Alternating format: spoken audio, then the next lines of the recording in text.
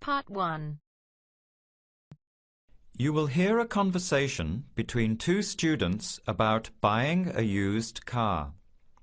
First, you have some time to look at questions 1 to 6.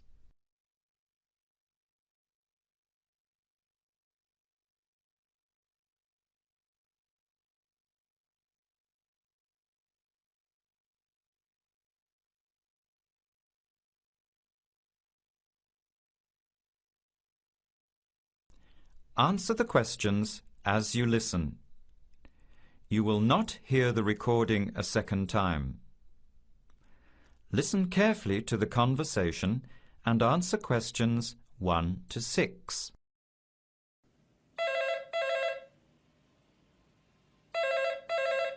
Hello, Hello. Can I speak to Eleanor, please? this is Eleanor speaking. Hi. My name is Jan. I'm calling about the car that was advertised on the notice board in the Student Union building. Is it still for sale? Yes, it is. Your ad says it's a 1985 Celica, in good condition. It's old, but it has been well looked after. My family has had the car for 10 years. I'm just the third owner and my mother had it before me, so we know its history. We've got all the receipts and records. It's had regular maintenance and the brakes were done last year. It runs really well but looks its age. Why are you selling it, by the way? Well, I'm going overseas next month to study. I'll be away for at least 2 years, so I have to sell it. Unfortunately, it's been a good car. You want $1,500, is that right? I was asking $2,000, but since I need to sell it quickly, I've reduced the price. Would you like to come and take it for a drive? I don't live far from the university. Yes, I'd like to have a look. What time would suit you? Any time this evening is fine.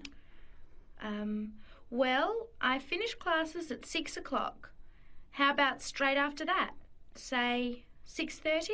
Great, I'll give you directions. When you leave the main gate of the university, turn left on South Road and keep going until you get to the Grand Cinema.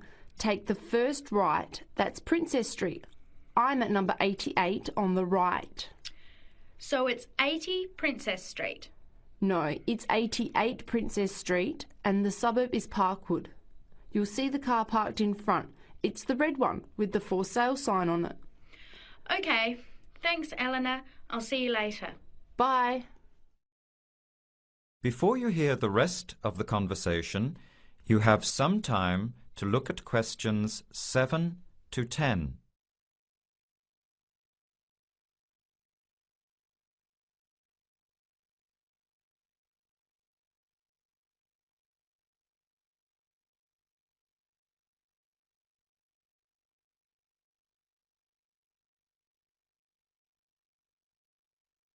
Later that day, at the university, Jan meets up with her friend Sam and tells him about the car. Hi, Sam. Hey, Jan. What's happening? I'm glad I ran into you. I've decided I have to get a car. You're going to buy a car? Do you really need one? I'd probably still be driving, except that my car broke down last year. Instead of getting another one, I just moved closer to the university and went back to riding a bike. Better for the environment, better for my health, and I save a lot of money. Did it really cost that much? Well, when you think of registration, insurance, rising petrol costs, parking plus maintenance and repairs, it adds up. I know it's going to be expensive, but I really need my own transportation. It takes half an hour by bus each way to university as it is. But now I'm working at night in the city. There's no way I want to hang around waiting for a bus late at night, then walk 3 blocks home alone. Hey, I think you've got a point there. So what kind of car are you looking at? It's an 85 Celica, same kind as I used to have.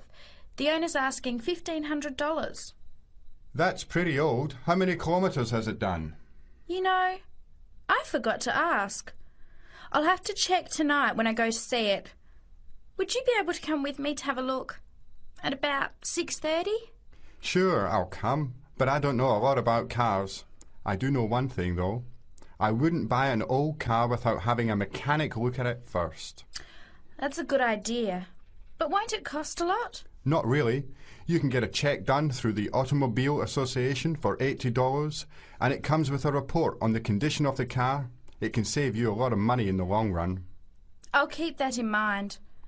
So we have to get to Parkwood at 6:30. Do you want to take the bus? It goes straight down South Road every 15 minutes. Or maybe we could walk. I don't think it's that far. Actually, I could borrow my roommate's motorbike for an hour or so. He's working all evening in the library. Do you think he'd mind? No way. He owes me a favour or two. Okay, great. See you at 6, outside the student centre. That is the end of part 1. You now have half a minute to check your answers.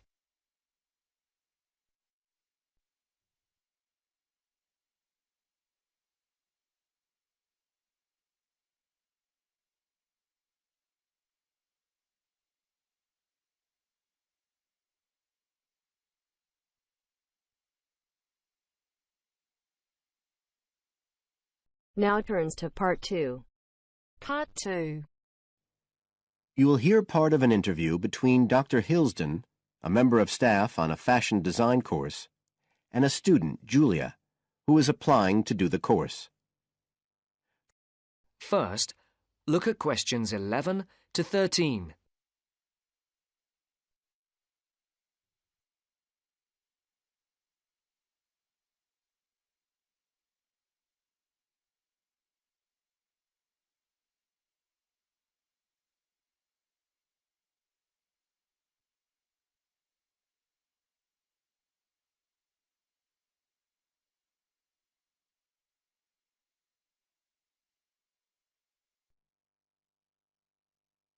Right, Julia. So, from your CV and portfolio, and what you've already told me, you seem to be very much the sort of person we're looking for on the postgraduate course. So tell me, you finished your fashion design course in London 4 years ago. Did you think of carrying straight on and doing a higher degree at the time? Yes, but there were financial pressures. So I ended up working in the retail industry, as you can see from my CV. And actually, it was a very useful experience. In what way? Well, I was lucky to get the job with Fashion Now. They're a big store. And one of my priorities was to get as much experience as possible in different areas. So that was good because I had the chance to work in lots of different departments. And having direct contact with the customers meant I was able to see how they reacted to innovation, to new fashion ideas. Because with Fashion Now, a designer might show something in New York or Milan, and there'll be something similar in the shop within weeks. So that was probably the most useful thing for me. Right. And so what's made you decide to do a postgraduate course now? Well, while I enjoyed working at Fashion Now, and I learned a lot there, I felt, well, the way forward would have been to develop my managerial skills, rather than my skills in fashion design, and I'm not sure that's what I want to do. Yes. When I was doing my degree in London, I'd been interested in women's wear, but I know that there's been a lot of work done in areas like new fabric construction. And though I'm not intending to go too deeply into the technology, I'd be very interested in looking at how new fabrics could be used in children's wear. So I'd like the chance to pursue that line. Yes, good. And are you at all concerned about what it's going to be like coming back into an academic context after being away from it for several years? No, I'm looking forward to it. But I'm basically more interested in the application than the theory. Or at least that's what I've found so far, and I'm hoping the course will give me the contacts and skills I need eventually to set up my own enterprise. I'm particularly interested by the overseas links that the department has. Yes, many of our students look overseas or to international companies for sponsorship of their projects. Before the talk continues, look at questions 14 to 20.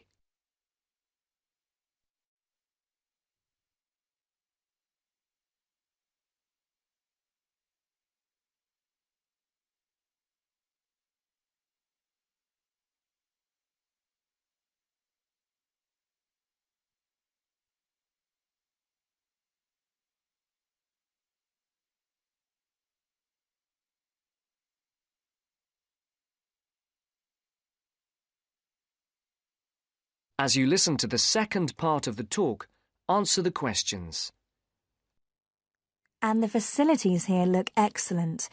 I just went to look at the library. It's really impressive. There's so much room compared with the one at my old university. Yes, most students find it's a good place to study. And there are link-ups to other universities, of course, and all the usual electronic sources. The staff run an information skills programme, which we recommend all postgraduates do in the first week or two. Design students find these special collections particularly useful. Yes. Then we have a separate computer centre, which has its own academic coordinator, Tim Spender. He's got a background in art design, and the ethos of the centre is that it's a studio for innovation and creativity, rather than a computer laboratory. Oh, right. I liked the study spaces where students can sit and discuss work together. Very useful for joint projects. We always had to do that sort of thing in the cafeteria when I was an undergraduate. And I read in the brochure that there's a separate resource for photography. Yes, it's called Photomedia. It's not just for photography, but things like digital imaging and new media. It's a resource for all our students, not just fashion design. And we encourage students to work there, producing work that crosses disciplinary boundaries. It's well used. In fact, it's doubled in size since it was set up 3 years ago. And we also have an offshoot from that, which is called time-based media. This is for students who want to develop their ideas in the area of the moving image or sound. That's in a new building that was specially built for it just last year. But there are plans to expand it, as the present facilities are overstretched already. Right. Now, is there anything you'd like to ask about the course itself? I know it's a combination of taught modules and a specialist project, but how does assessment fit in? Well, as you'd expect on a course of this nature, it's an ongoing process. The degree course has 4 stages, and there are what we call progress reviews at the end of each of the first 3. Then the final assessment is based on your project. You have to produce a report, which is a critical reflection on your work. And is there some sort of fashion show? There's an exhibition. The projects aren't all focused on clothes as such. Some are more experimental, so that seems more appropriate. We ask representatives of fashion companies along, and it's usually well attended. Right. And another thing I wanted to ask. That is the end of part 2. You now have half a minute to check your answers.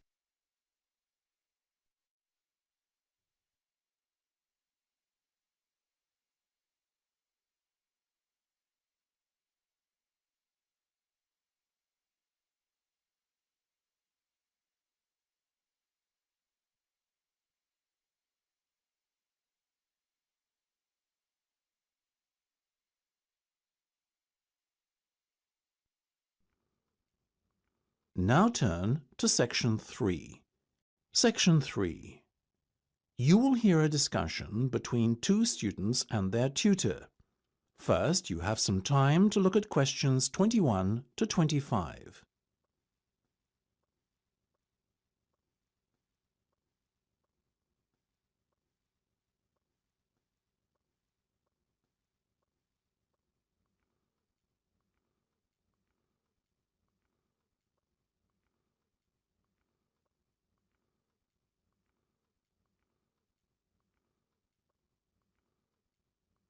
Now listen carefully and answer questions 21 to 25.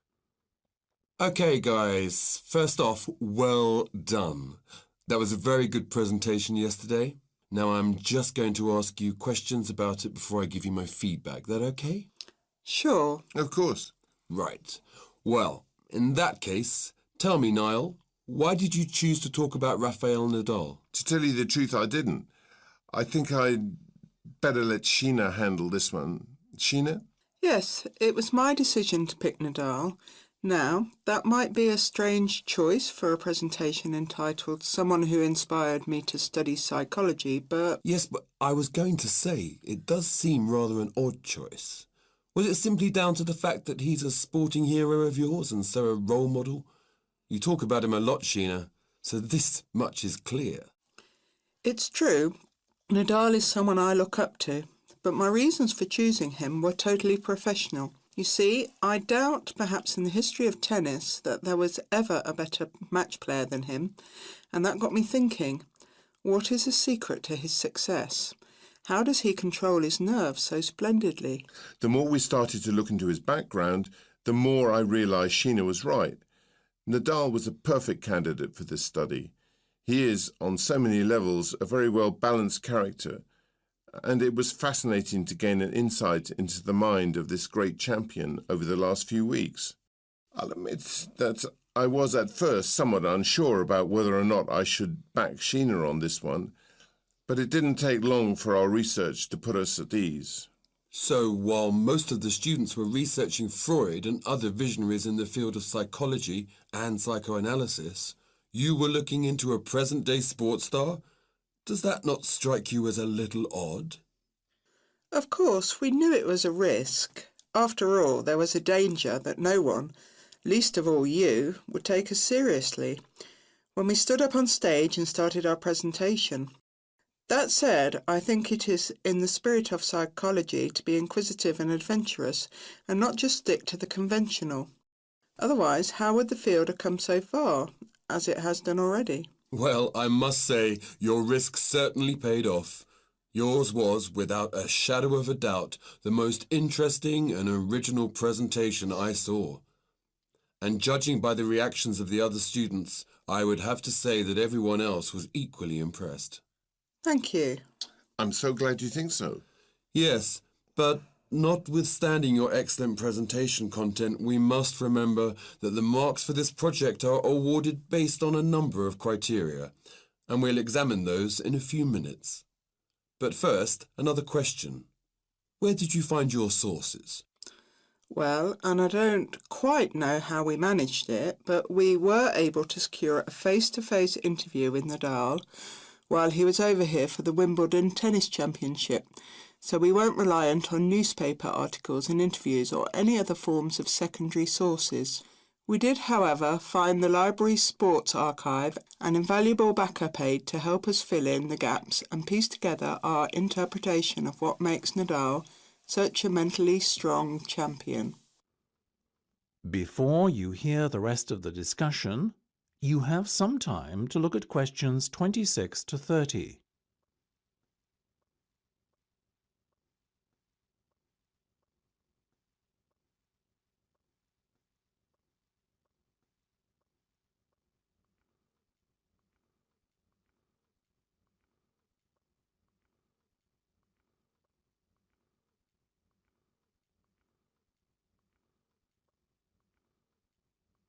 Now listen and answer questions 26 to 30.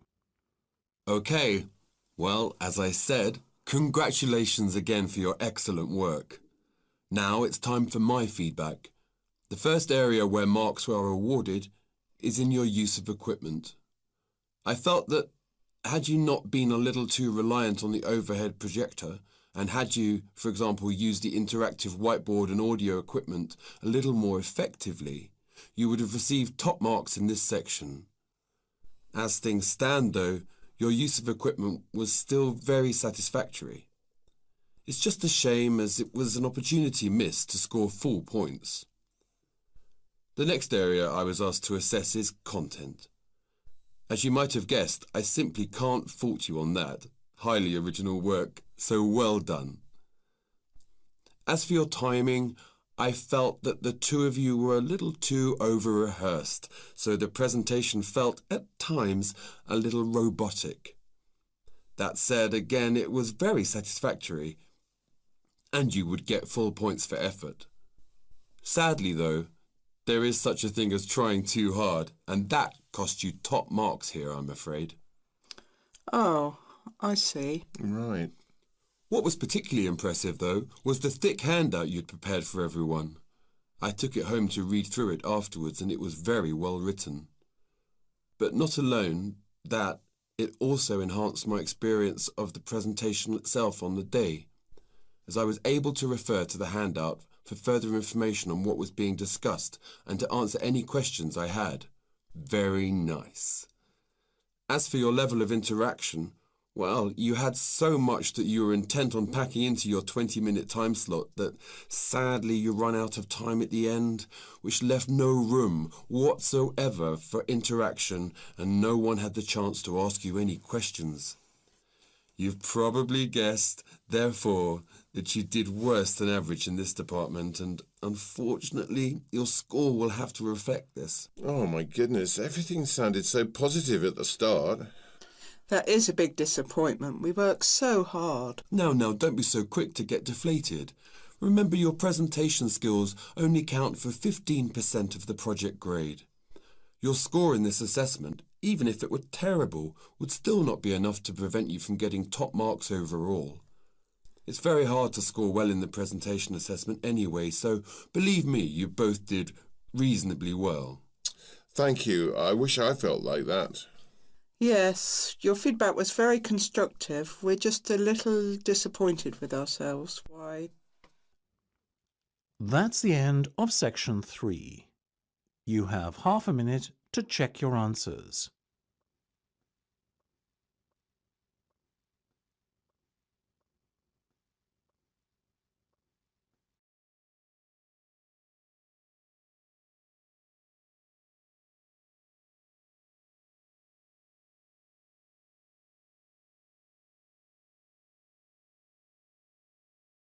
Black bear. First, you have some time to look at questions 31 to 35 on page 126.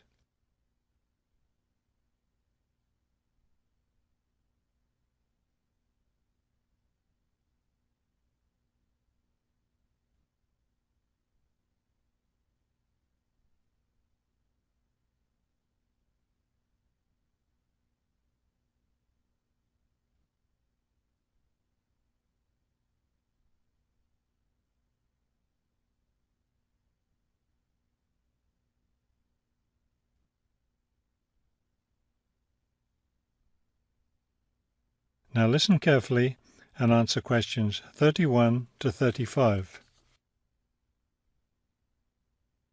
The black bear, or Ursus americanus, has a wide range inhabiting forested areas of North America, including Canada, the United States, and parts of northern Mexico. Black bears are omnivores, getting their nutrition from a wide variety of plants and animals. The particular foods any one bear eats depends on what's available in the area where that bear lives, as well as on the season of the year. Generally speaking, plant foods make up 90% of the bear's diet. The rest of its meals consist of animal foods, such as insects and fish. Bears have a relatively long gestation period. Mating takes place in the spring or early summer, but bear cubs aren't born until the following winter. Usually, 2 cubs are born at a time, although some litters may have as many as 5 cubs. Bear cubs are dependent on their mother and may stay with her for close to 2 years. Wild black bears can live as long as 25 years. They've lived for as long as 30 years or more in captivity. Before you hear the rest of the talk, you have some time to look at questions 36 to 40 on page 126.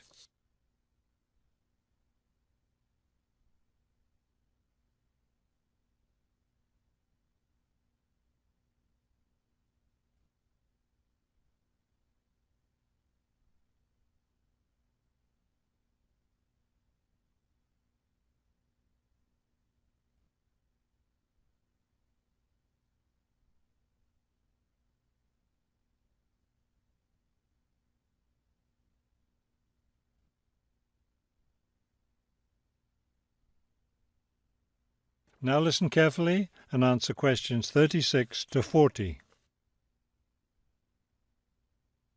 Much of the black bear's range coincides with the range of its close cousin, the grizzly bear. Although these bears are somewhat similar in appearance and habits, it isn't difficult to tell the difference between them. Colour isn't necessarily a distinguishing characteristic, as both species of bears occur in a range of colours from almost blonde to dark brown or black. Many black bears, however, have a patch of fur on their chests that's lighter in colour than the rest of their fur. Grizzly bears don't have this patch. Size isn't always a distinguishing feature either, although grizzly bears are usually heavier with an average weight of 225 kilos. Black bears average 140 kilos in weight. Grizzly bears spend time digging in the ground for roots and tubers that make up part of their diet. The large muscles they need for this give them a distinct shoulder hump. This hump is absent in black bears, which don't do the same kind of digging. The shape of the face and ears is also different in each species of bear. Grizzly bears have a depression between the eyes and nose, and short, round ears. Black bears, on the other hand, have a straighter profile and longer, more pointed ears. Grizzly bears are known for their fearsome, long, sharp claws. Black bears have shorter claws, which are better suited for climbing trees. That is the end of section 4.